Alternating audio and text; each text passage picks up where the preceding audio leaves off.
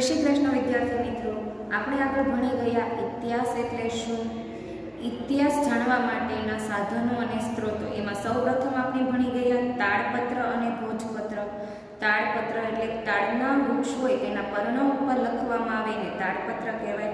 ભોજપત્ર એટલે કે હિમાલયમાં થતું એક વૃક્ષ છે તેની આંતરછાલ ઉપર લખવામાં આવે છે તેને શું કહેવાય છે? ભોજપત્ર। પછી ભણ્યા આપણે બીજું અભિલેખો।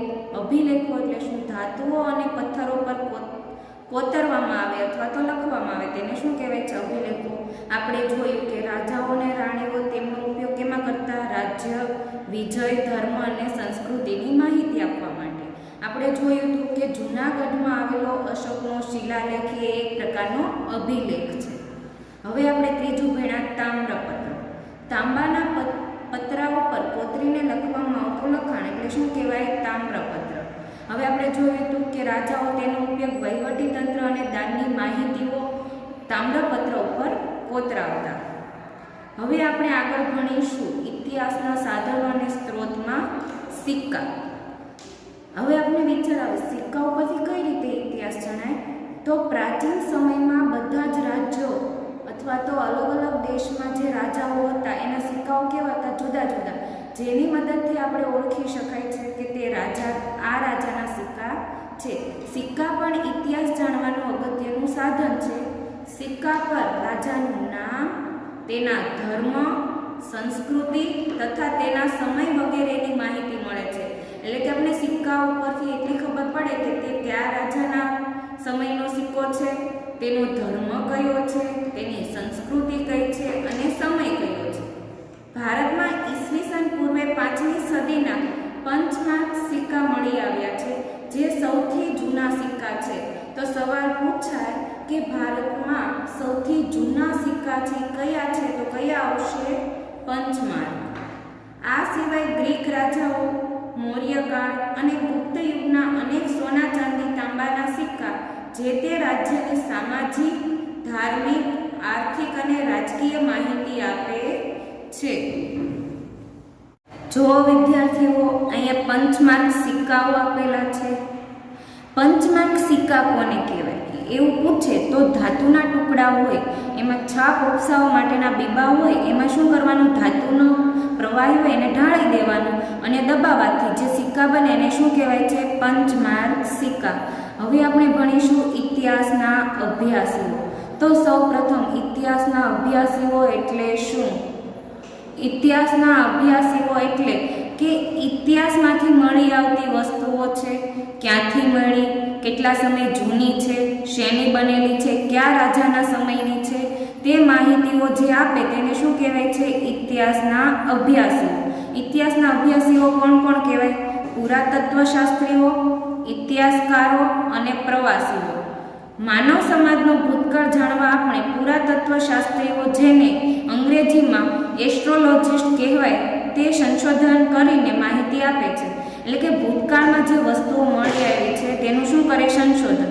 તેઓ પ્રાચીન સ્થળો પર જઈ ઉત્ખનન કરી એટલે કે શોધખોળ કરી મકાનો, સિક્કા, ઈંટો, પથ્થરો, ઓજારાઓ, ખોરાકના નમૂના, મનુષ્ય અને પ્રાણીઓના હાડકાં વગેરે શોધીને તેનો અભ્યાસ કરી તે સમયના માનવીઓની સંસ્કૃતિથી પણ આપણને અવગત કરાવે છે।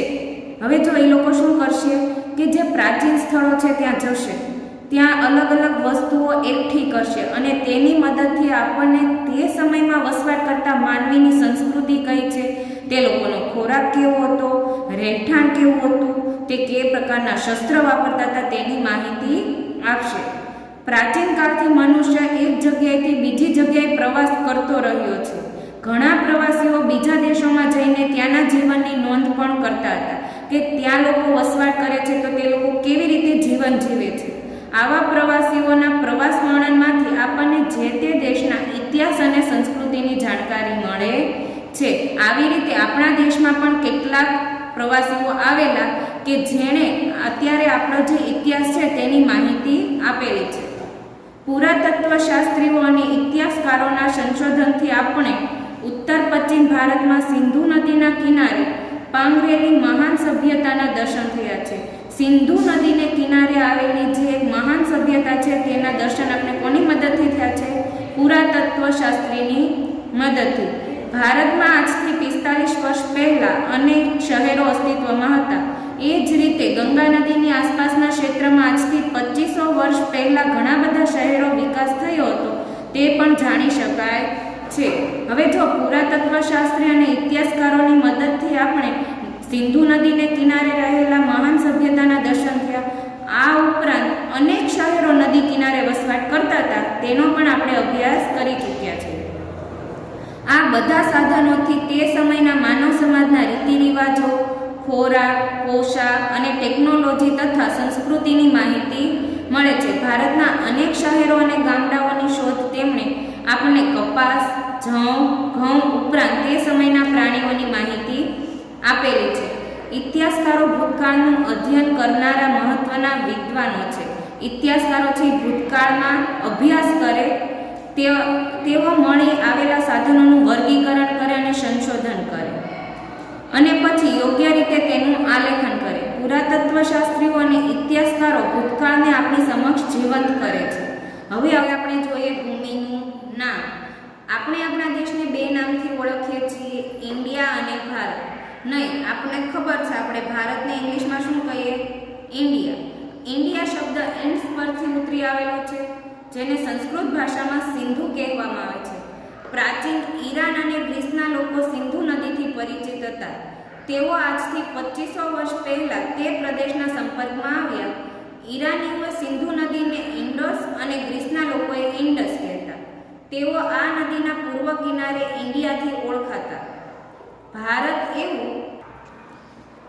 એવું નામ ઋગ્વેદમાંથી આપણને જોવા મળે છે. ભરત નામનો માનવ સમૂહ ઉત્તર પશ્ચિમ ભારતમાં આવીને વસેલો. તેમના નામ પરથી આપણો દેશ ભારત તરીકે ઓળખાય છે. પણ આપણે એક કહેવત કહેવામાં આવેલી છે, ભરત નામનો છોકરો હતો, જંગલમાં ગયો હતો, એણે આવું કર્યું હતું.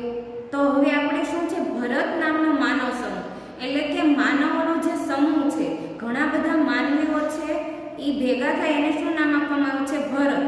એ ભારતમાં આવીને વસેલા અને તેના નામ પરથી આપણા દેશનું નામ શું પાડવામાં આવ્યું છે? ભારત. અને કેમાં નોંધાયેલું છે? ઋગ્વેદમાં. શેમાં? ઋગ્વેદમાં. આ સમૂહનો ઉલ્લેખ સંસ્કૃતિની આરંભિક કૃતિ ઋગ્વેદમાં પણ જોવા મળે છે. હવે જોઈએ આપણે સાલવારી. સાલવારી એટલે કે આપણે જે સાલ કહીએ ને, કયું વર્ષ ચાલે છે તે. ઇતિહાસમાં સમયનું ખૂબ જ મહત્વ છે. ઘટનાઓ સમય અને સ્થાનની સાથે જ લખી શકાય છે કે ચાલો યુદ્ધ થયું તો ક્યારે થયું અને કયા સ્થળે થયું. આપણે સમયને તારીખ, માસ અને વર્ષ સાથે સાંકળીને સમજીએ છીએ. જેમ કે 20 જુલાઈ 2018 ને શુક્રવાર. તો જો એમાં તારીખ છે, મહિનો છે, વર્ષ છે અને વાર છે. આ પ્રમાણે સમયની ગોઠવણી ઈસુ ખ્રિસ્તીના જન્મ સાથે સંકળાયેલી છે. ઈસુ ખ્રિસ્તી એટલે કે ક્રિશ્ચન લોકો છે, એ લોકો કોને ભગવાન માને છે? ઈસુને. તો એનો જન્મ થયો તેની સાથે સંકળાયેલી છે. ખ્રિસ્તી ધર્મના સ્થાપક ઈસુ ખ્રિસ્તીના જન્મને દુનિયામાં કાળગણા સાથે જોડવામાં આવેલો છે. આપણે ઈસવીસન એમ કહીએ એટલે ઈસુ ખ્રિસ્તીના જન્મ પછીનો વર્ષ એમ કહેવાય. દાખલા તરીકે ઈસવીસન 2000 એટલે ઈસુ ખ્રિસ્તીના જન્મ પછીના 2000 વર્ષ. તે જ રીતે ઈસવીસન પૂર્વે એટલે કે ઈસુ ખ્રિસ્તીના જન્મ પહેલાનું ઉદાહરણ. ઈસવીસન પૂર્વે 2000 એટલે કે ઈસુ ખ્રિસ્તીના જન્મ પહેલાના 2000 વર્ષ. ખબર પડી કે સાલવારી ક્યારથી શરૂ થઈ? ઈસવીસન પૂર્વે અને ઈસવીસન એટલે કે ઈસુ ખ્રિસ્તીનો જન્મ પછીનું જે વર્ષ આવે એને ઈસવીસન કહેવાશે અને ઈસવીસન પૂર્વે એટલે શું થશે? ઈસુ ખ્રિસ્તીના જન્મ પહેલા. ચાલો એકવાર આ ચાર્ટ જોઈ લો. ઈસુ ખ્રિસ્તીનો જન્મ દિવસ છે ત્યારે શું કરવામાં આવેલું? 0. સાલવારી કઈ કરી દીધી? T0. ઈસુ ખ્રિસ્તીના જન્મ પછી શું આવશે? ઈસવીસન. જ્યારે ઈસુ ખ્રિસ્તીના જન્મ પહેલા શું આવશે? ઈસવીસન પૂર્વે. એટલે કે ઈસુ ખ્રિસ્તીના જન્મ પહેલા જેટલી પ્રાચીન સભ્યતાઓ છે, પ્રાચીન વસ્તુઓ મળી આવે છે, એમાં આપણે શું લગાવશું? ઈસવીસન પૂર્વે. એટલે કે ઈસુ ખ્રિસ્તીના જન્મ પહેલા એ વસ્તુ આપણને મળી આવેલી છે. જો અને ત્યાર પછી હોય, આપણે જોયું છે કે યુદ્ધ થાય છે, વિશ્વયુદ્ધ, તો એ ઈસવીસનમાં બોલાય છે. શા માટે કે યુદ્ધ ક્યારે થયેલું હશે? ઈસુ ખ્રિસ્તીના જન્મ પછી. તો હવે આપણે ખબર પડી કે ઇતિહાસમાં ઈસવીસન પૂર્વ અને ઈસવીસનને સમજવાની સમયરેખા કઈ રીતે છે. હવે જો વિદ્યાર્થી મિત્રો, આજે આપણે ભણ્યા કે ઇતિહાસ જાણવા માટેના સાધનો અને સ્ત્રોતો. આ ઉપરાંત ઇતિહાસ જાણવામાં આપણને કોણ મદદ કરે છે. આપણા ભૂમિના 2 નામ છે, તો કોણે પાડ્યા છે, કઈ રીતે પાડ્યા છે, અને ભણ્યા આપણે સાલ વારે. હવે જો વિદ્યાર્થી મિત્રો, તમારે સમાજ વિદ્યાની પાકી નોટમાં સ્વાધ્યાયનો પ્રશ્ન 1, પ્રશ્ન 2 અને પ્રશ્ન 3 વ્યવસ્થિત અને સારા અક્ષરે લખવા. અસ્તુ.